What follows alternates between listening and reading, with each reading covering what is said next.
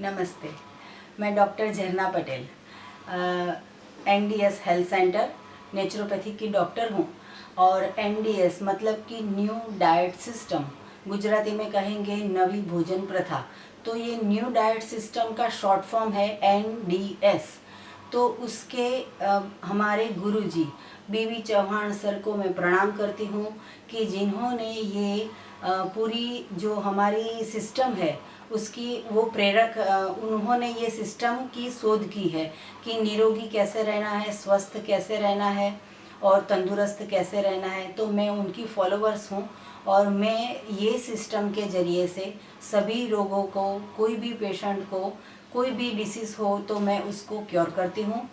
तो आज का मेरा ये YouTube चैनल बनाने का आज का मेरा जो टॉपिक है वो परमात्मा को समर्पित है। मतलब कि ईश प्रार्थना, ये न्यू डाइट सिस्टम की त्रिसूत्री साधना है। तो उसको बोलते हैं तप, सेवा, सुमिरन। तप करना है, सेवा करनी है और फिर सुमिरन मतलब कि परमात्मा को मिलना है, परमात्मा को प्राप्त करना है। तो हम सुबह में उठते हैं तो हमको पता नहीं होता है कि रात को सोने के बाद सुबह देखने मिलेगी या नहीं मिलेगी, हम अच्छे रहेंगे या शरीर को कुछ तकलीफ होगी, रात को जिंदा रहेंगे या मर जाएंगे।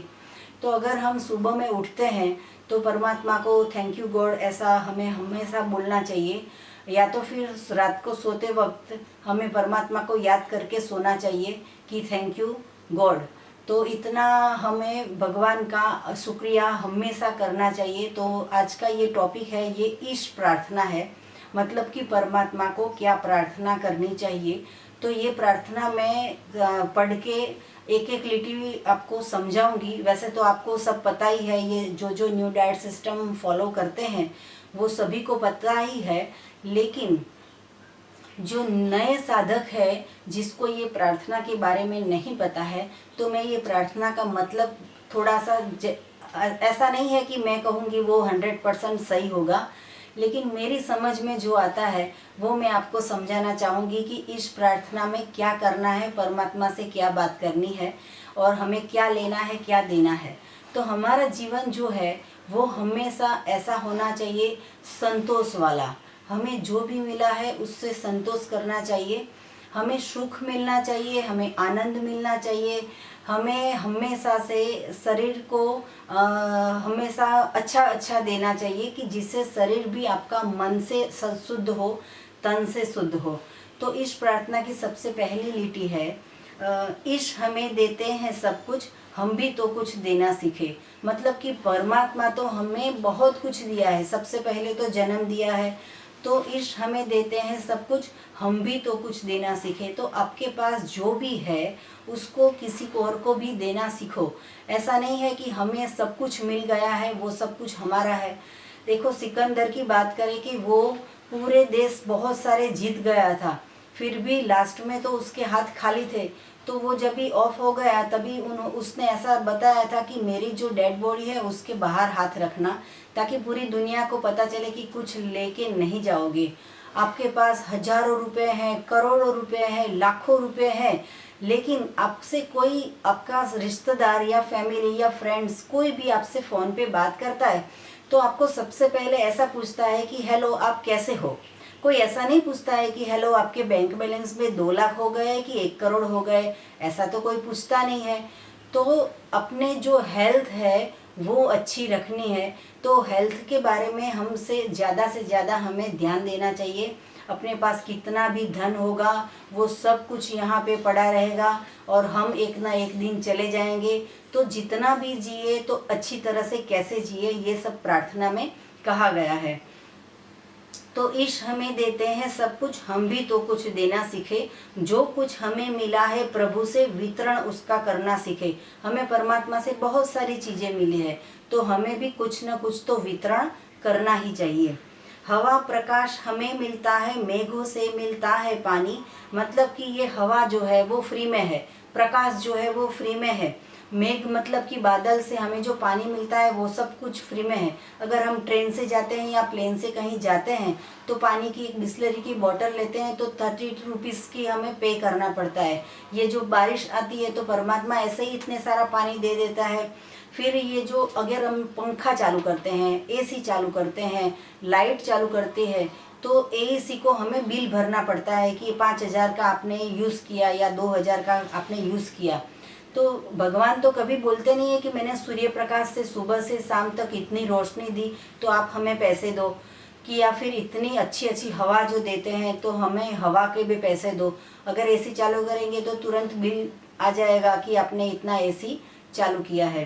तो यदि बदले में कुछ नहीं देंगे, इसे कहेंगे बेईमानी। हम कुछ लेते ही रहेंगे, पूरी जिंदगी लेते ही रहेंगे और किसी को कुछ भी नहीं देंगे, तो ये बेईमानी होगी। इसीलिए दुख भोग रहे हैं, दुख को दूर भगाना सीखे। ये जो अपने जो भी दुख आ रहा है, दृष्टिकोण अलग अलग होता है कि दुख है या सुख है। परिस्थिति तो सभी की वही है, अभी कभी भी किसी की भी परिस्थिति वही होती है, लेकिन अपना दृष्टिकोण कैसा है कि हमें उस चीज़ से हमें सुख मिलता है, कभी उस चीज़ से हमें वही सिस्टम में, वही जगह पे, वही उतनी ही चीज़ों में हमें दुख लगता है।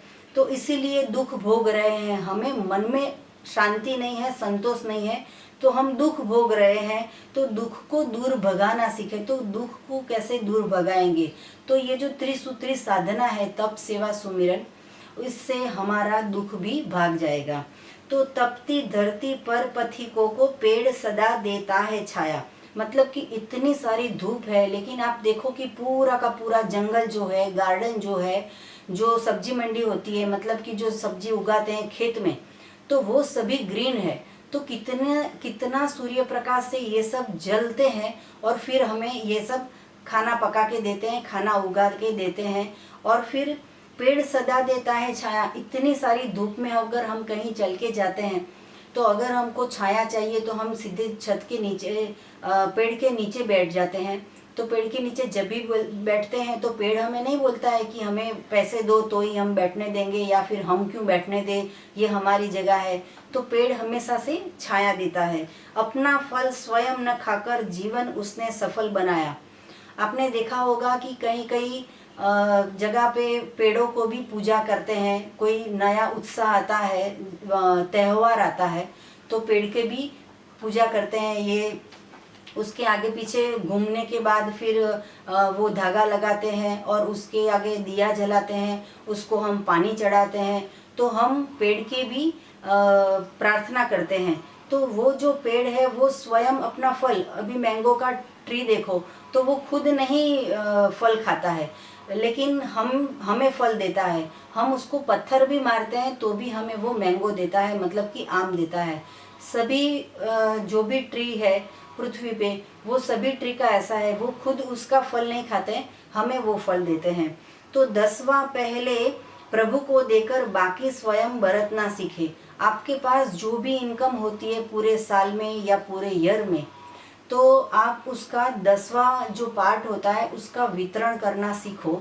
मतलब कि आपके पास जितने भी पैसे आते हैं तो उसका जो थोड़ा सा पार्ट लेके, मतलब कि थोड़े से पैसे उसमें से बचा के, कोई गरीब जो होते हैं उसको आप कुछ उनके लायक जो चीज़ें होती हैं वो उनको लाके दो। जैसे कि गरीब के वो झुपड़पट्टी के जो छोटे छोटे बच्चे होते हैं, मैं ऐसा नहीं कहती हूँ कि उनको गेहूँ और चावल, गेहूँ, वे सब अनाज सब भर के दो, ऐसा नहीं है। उनके जो छोटे छोटे बच्चे हैं जिन्होंने कभी भी इतना अच्छा ये मैंगो की सीज़न में मैंगो नहीं खाया, तो वो बच्चों को मैंगो खिलाओ। अगर वो छोटे छोटे बच्चे हैं तो उनको पेन दे के, उनको किताब दे के, उनको कुछ कपड़े दे के, तो भी उनको आप खुश कर सकते हो। तो मानव जीवन दुर्लभ है, हम इसको मल से रहित बनाए। बार बार हमें ये पृथ्वी पे जीवन मिलता है, नहीं मिलता है, यहाँ पे स्वर्ग है, यहाँ पे नरक है।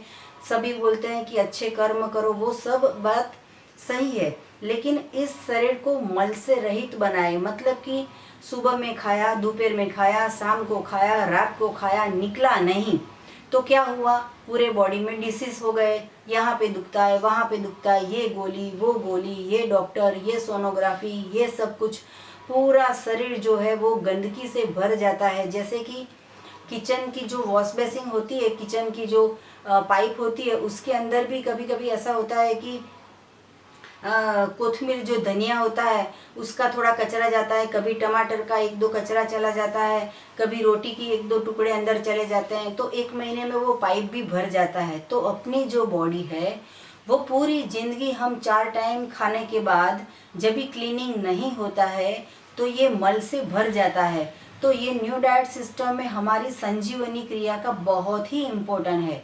आप स्वस्थ हो तो भी संजीवनी क्रिया कर सकते हो, और आप बीमार हो तो भी संजीवनी क्रिया कंपलसरी करनी है। तो संजीवनी क्रिया से आप ये जो बॉडी है उसका मल को आप निकाल दोगे तो जो बॉडी है वो निर्मल हो जाएगा। तो खिले फूल खुशबू देते हैं, वैसे भी हम भी बन जाए। अभी अभी देखो ये गर्मी की सीजन चल रही है, तो हर इंसान को हर इंसान की बात करती हूँ मैं, जब भी उनको यूरिन निकलता है, मतलब कि बाथरूम में जाते हैं तो बदबू थोड़ी सी आती है, लेटरिन करते हैं तो उसमें से बदबू आती है, पसीना होता है तो उसमें से बदबू आती है, कभी कभी ऐसा होता है कि किसी से नज़दीक से बात करते हैं तो मुंह में से भी बदबू आती है। तो ये जो पूरा शरीर है तो वो उसमें से बदबू क्यों आती है? जो गाय होती है उसका जो काऊ डंक होता है तो उससे हम घर लिपते थे पहले, तो उससे घर बनाते थे। तो वो जो मल होता है उससे हम कितना सारा काम करते थे, उसमें हम हवन में भी यूज़ करते थे, क्योंकि गाय ने जो खाया वो अच्छी चीज़ खाई है। क्या खाई है? तो घास खाया, पत्तियाँ खाई, तो उसका तो मल भी काम में आता है। इंसान तो कैसा कैसा खाता है, सुबह शाम रात को दोपहर में, पका के, तल के, सेक के, भून के, और बाहर का नाश्ता, घर का खाना, इतना सारा खा खा के पेट को डस्टबिन जैसा बना दिया है। कूड़ा वहाँ कीड़ा, तो जहाँ जहाँ कूड़ा आएगा वहाँ वहाँ कीड़े आ जाएंगे। तो कैसे खुशबू आएगी? मुंह में से कैसे खुशबू आएगी? अगर आपने फल खाया है, सलाद खाया है, जूस पिया है, सब्जियाँ का रस पिया है, तो ऑब्वियसली आपके मुंह में से अच्छी सी खुशबू आती है। कभी बदबू, तो पसीने से कभी बदबू भी नहीं आती है, और मल से, मूत्र से कभी भी बाथरूम में भी गंदी स्मेल नहीं आती है। तो अपना जो शरीर है उसको भी हमें फूल की तरह खुशबू दे वैसा बनाना चाहिए। तप सेवा सुमिरन से जीवन प्रभु को अर्पित करना सीखे। ये जो सिस्टम है त्रिसूत्री साधना, तो तप है, सेवा है, सुमिरन है, इससे प्रभु को जीवन अर्पित करना सीखे। सिर्फ अपने लिए ना जिए, किसी और के भी मदद में आए। कई लोग ऐसे बोलते हैं कि हमारे पास तो इतने ही पैसे हैं, हम कैसे किसी को मदद करें। तो देखो मैं बताऊं, कभी किसी को कोई दुख में हो या कोई दर्द में हो या कोई इंसान का मूड नहीं हो, तो उसको थोड़ी सी अच्छी सी बात करके उसको उसके मुंह पे स्माइल लाया जाए। उसको एक चुटकुला सुना दो, उनको एक जोक सुना दो, उसको एक पिक्चर का गाना सुना दो, कहीं पहले की तो अच्छी अच्छी यादें उनको दिला दो, तो उनको भी थोड़ी सी स्माइल आ जाएगी। तो ये आपने किसी के चेहरे पे स्माइल लाए तो भी वो बहुत अच्छी बात है। कोई जो इंसान अंधा है तो वो रोड क्रॉस नहीं कर सकता, तो उसकी आंखें बन जाओ, उसको कुछ काम करके दो। कोई इंसान जो है वो उसका कुछ बीमार हो गए हैं तो उनकी दवाई लाके दो, उनको कुछ फल फ्रूट लाके दो, तो वो भी मदद हो गई। कोई इंसान अगर है कि जो मजदूर है, तो जिससे कुछ चीज़ उठाई नहीं जाती है, तो अगर हम देखते हैं कि वो जो इंसान है वो कुछ उठा नहीं सकता है और वजन ज़्यादा है, तो उसको कुछ चीज़ उठाने में मदद कर सकते हैं। तो ऐसा नहीं है कि हम पैसे देंगे तो ही मदद करें, ऐसे भी मदद कर सकते हैं। ये जो न्यू डाइट सिस्टम है वो हमें पता लगी तो हमने अप्लाई की, तो हमें बहुत ही इससे फ़ायदा लगा। वैसे हम सभी को बताते हैं कि न्यू डाइट सिस्टम अपनाओ, इसमें बहुत सारे फ़ायदे हैं, इससे बहुत सारी खुशियाँ हैं, इसमें बहुत आनंद है, इसमें दुख नहीं है, इसमें खुशी है, इसमें संतोष है। सबसे ज़्यादा अगर ज़िंदगी में कुछ होना चाहिए तो वो है संतोष।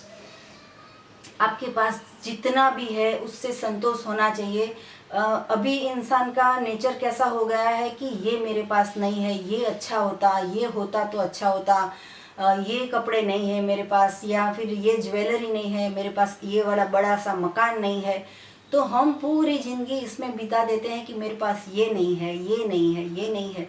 कभी ऐसा बोलते हैं कि देखो मेरे पास इतना सारा है, मैं सुबह खाता हूँ, शाम को खाता हूँ, रहने के लिए घर है, बच्चों को पढ़ाने के लिए फीस है, बच्चों को पहनने के लिए कपड़े हैं। तो परमात्मा का हर बात में आप आभार मानो।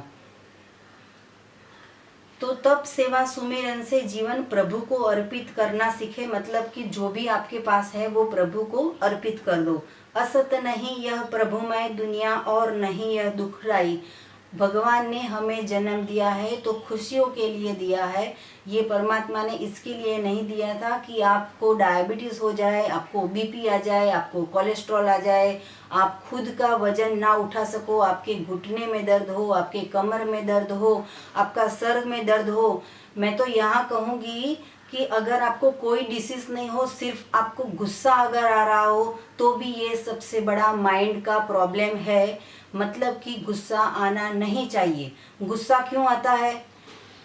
गुस्सा आपको अंदर से गलत खाया है या तो फिर अच्छा खाया है, गलत खाया है, वो निकला नहीं है, तो ये जो पेट में कूड़ा बन गया है तो उसका ये जो रिएक्शन होता है कि आपको गुस्सा आ जाता है। आपको ऐसा लगता है कि मैं जो बोलूँ वो ही सच है और मेरा ही कहाँ सब कोई मानो। तो ये जब हम सोचते हैं कि मैं करता हूँ, मैं करता हूँ, मैं ही सब कुछ हूँ, तो तभी आपको गुस्सा आता है। तो जो गुस्सा आता है वो भी गलत बात है, उसको भी डिसीज ही कहा जाएगा कि गुस्सा नहीं आना चाहिए। कोई भी सिचुएशन हो, इंसान को ठंडे दिमाग से शांति से सोचना चाहिए कि गुस्सा करने से अगर फ़ायदा है तो चलो गुस्सा करते हैं, लेकिन गुस्सा करने से फ़ायदा नहीं होता है। तभी अपनी जो ब्रेन की जो नस होती है, अपने जो पूरे बॉडी की जो पल्स होती है, उसमें भी सब डिस्टर्बेंस आ जाता है, उससे भी रोग आ जाते हैं। तो कोई भी डिसीज़ को भी अगर नहीं लाना है आपकी ज़िंदगी में तो प्रभु को जीवन अर्पित कर दो। असत नहीं यह प्रभुमय दुनिया और नहीं यह दुखदाई। कोई कहते हैं कि मुझे मैं खट्टा नहीं खा सकती, ऑरेंज का जूस नहीं पी सकती, नींबू का जूस नहीं पी सकते, हमें खट्टा अच्छा नहीं लगता है, मतलब कि घुटने में सूजन आ जाती है, घुटने में पैर में दर्द आ जाता है। तो ये गलत बात है। जो भी परमात्मा ने बनाया है वो अच्छे के लिए बनाया है। किसी भी इंसान को ऐसा नहीं होता है कि नींबू से कुछ एसिडिटी हो जाएगी या नींबू से या खट्टे कोई भी जूस से, सिट्रिक्स जूस से नुकसान होता है। ये ऐसी गलत बात है। ये सब मन की भ्रमित बातें हैं। जो भी परमात्मा ने बनाया है वो सभी के लिए बनाया है और बहुत ही अच्छा है। कोई ऐसा बोलता है कि मुझे ककड़ी से गैस हो जाता है, तो मैं ऐसा बोलूँगी कि ककड़ी के पहले आपने दूध पिया था, चाय पी थी, आइसक्रीम खाया था, रोटी खाई थी, सब्जी खाई थी, दाल खाए थे, चावल खाए थे, पिज़्ज़ा खाए थे, पास्ता खाए थे, तो वो जो सभी खाया हुआ था उसका कूड़ा अभी तक पेट में पड़ा हुआ है। और जब ककड़ी खाते हैं तो आपको डकार आते हैं, तो आपको लगता है कि ककड़ी से गैस हो गया। तो पहले शरीर को मल से रहित बना दो, फिर ये जो है सिट्रिक्स फूड वो सभी के लिए बहुत ही अच्छा है, चाहे वो ऑरेंज हो या चाहे नींबू हो। तो दिल दिमाग को सही दिशा दे तो बन सकती है सुखदाई। दिल और दिमाग को सही दिशा कब मिलेगी? जब पेट में अच्छा सा आहार होगा, मतलब कि परमात्मा का बनाया हुआ आहार होगा, जो माँ प्रकृति ने बनाया है वो आहार होगा। किसी को किचन में जाके ये जो पकाते हैं वो मूर्खता है। हम भी ये सिस्टम से जुड़े नहीं थे तो हम भी ये मूर्खता करते थे। उसके लिए हम भगवान के अभी आभारी के चलो हमें ये सिस्टम मिल गई और हम ये फॉलो करते हैं। तो ये जो प्रार्थना है वो ऐसा कहती है कि तो बन सकती है सुखदाई। अगर हमें सच्चा पता चलेगा कि क्या सही है क्या गलत है तो ये सुखदाई बन सकेगी। जन को प्रभु देते हैं सब कुछ, लेकिन जन तो बनना सीखे। गुजराती में भी एक कहावत है कि तू माणस थाय तो घणो। मतलब कि अगर गधे को कभी ऐसा बोलना नहीं पड़ता है कि तू गधा बन जा, लेकिन इंसान को बोलना पड़ता है कि तू मनुष्य तो अच्छी तरह से बन के दिखाओ।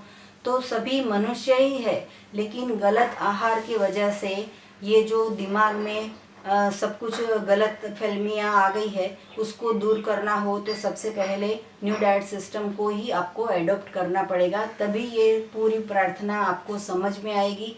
ये प्रार्थना को सुबह में बोल सकते हो आप। प्रार्थना भगवान को मंदिर में बैठ के भी बोल सकते हो, रात को सोते वक्त भी बोल सकते हो। न्यू डाइट सिस्टम नहीं अपनाते हो तो भी ये प्रार्थना का रटन करो। ये किसी एक धर्म से जुड़ी हुई नहीं है, ये सिर्फ न्यू डाइट सिस्टम है कि आप और आपकी बॉडी, और इसको कैसे हम अच्छा बनाएं। तो जन तो बनना सीखे, इस हमें देता है सब कुछ, हम भी तो कुछ देना सीखे। जो कुछ हमें मिला है प्रभु से वितरण उसका करना सीखे। आपके पास जितना भी है वो सभी चीज़ का वितरण करना सीखे। मुझे एक बहुत ही अच्छे एक इंसान ने ये बात एक बार बताई थी जब मेरा लेक्चर था कि आप किसी को मदद ना करो तो कोई बात नहीं, लेकिन किसी को परेशान ना करो तो भी ये धर्म का ये कर्म अच्छा होगा। मतलब कि अगर कोई अच्छा काम कर रहा है तो उसको मदद ना करो तो चलो कोई बात नहीं, लेकिन उनको डिस्टर्ब भी ना करो या उनको ऐसा भी ना कहो कि ये गलत है, आप क्यों ऐसा कर रहे हो, अरे ये तो सब मूर्खता है, ये तो वेस्ट ऑफ टाइम है। इनको जो भी करता है उनको ये करने दो। तो किसी को मदद ना करो तो कोई बात नहीं, लेकिन किसी को डिस्टर्ब भी नहीं करना चाहिए। हम भगवान को जो भी मांगते हैं उससे हमेशा भगवान हमें 2 गुना 3 गुना ज़्यादा करके ही देते हैं भगवान।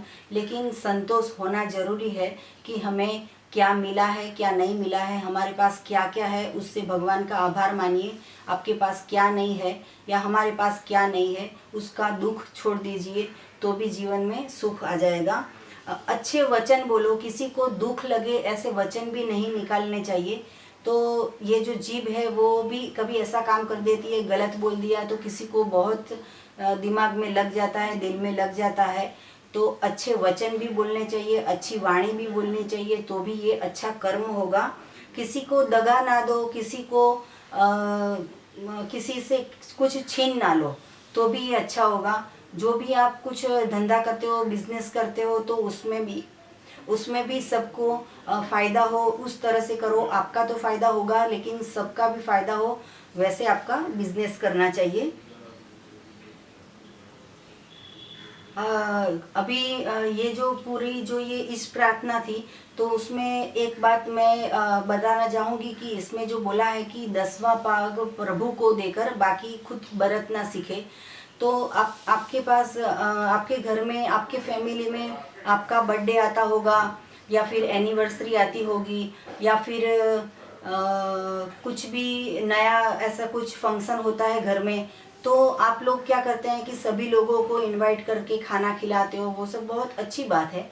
लेकिन मेरा मानना ऐसा है, मेरी सोच ऐसी है कि कोई स्कूल जो होती है जो छोटे बच्चों को फ्री में पढ़ाती है, गरीब के बच्चे होते हैं, तो वो बच्चों को आप फ्रूट खिला दो।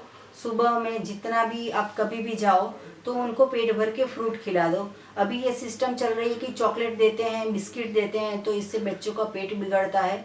तो आप सभी को एप्पल या ग्रेप्स या फिर वाटरमेलन या सफरजन जो सीजनेबल फ्रूट होते हैं, तो छोटे बच्चे को ज़्यादा से ज़्यादा ये फ्रूट खिलाओ और इस तरह से भी आप अच्छे से वितरण कर सकते हो।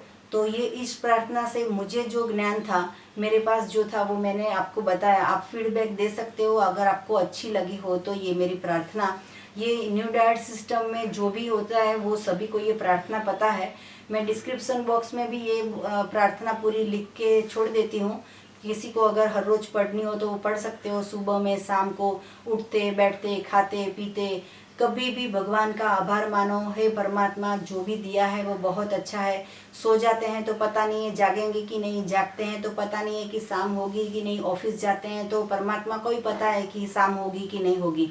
तो सुबह में, शाम को, रात को, हर बार जब भी याद आए तो परमात्मा को थैंक यू बोलो। अभी मैं सभी आपके मेरे यूट्यूब चैनल के जो भी व्यूअर्स हैं उन सबका भी आभार मानती हूँ कि आपने हमारी चैनल को देखा, आपने हमारा ये वीडियो देखा।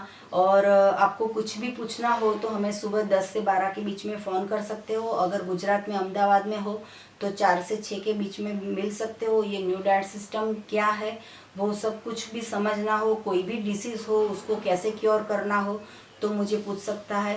थैंक यू, आभार, प्रणाम। मैं डॉक्टर झरना पटेल। जय श्री राम।